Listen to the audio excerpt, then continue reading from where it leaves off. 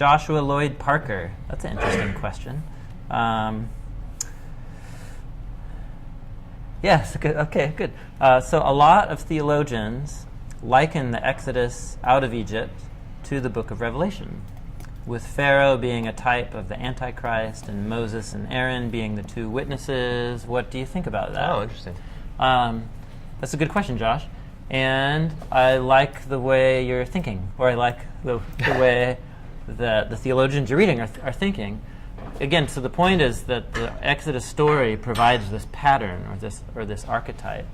And so, yeah, the book of Revelation is definitely using the Exodus story as the archetype to think about God's confrontation, I think in John the Visionary's day, with Rome, as he knows it. But in his day, Rome is just another instance of the big bad Egypt, Babylon archetype. And so he calls Rome Babylon, but he uses the imagery of the defeat of Egypt to depict him. Just all together. And then, of course, like John's not just writing about Rome, he's writing about the archetypal bad, as many empires as come throughout human history are what John is describing in the book of Revelation. And so, when it comes to the Antichrist, he's kind of like Voltron. You remember Voltron? You guys remember Voltron? Or one of my favorite characters in the Transformers universe were the Constructicons. Darren's over here getting all stoked. You remember the Constructicons? Yeah. So it was like a dump truck, an excavator, like 6 different construction machines. But then when they needed to defeat the Autobots, they would form together into the ultimate Constructicon. And so that's Babylon. That's Pharaoh and that's Babylon in the Bible.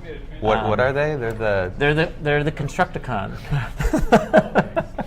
I'm not up on my Transformers. I'm just saying, John the Visionary in Revelation, he uses language and imagery from the prophets, from Babylon. Oh, and he constructs it together. From Moab. I see. From Tyre and Sidon, from Egypt. He takes all the bad guys of the Bible to turn into like this mega bad guy. And makes them into the mega bad guy that he calls Babylon in the book of Revelation. Right. So, I think the parallels can get out of hand. What I'm interested in is the way John intentionally is creating parallels to talk about the story of God's defeat of evil in the book of Revelation. But anyhow, that's about the book of Revelation. Ooh, yeah, which a lot of people want us to do. The number one requested video that we make. And there will be one in...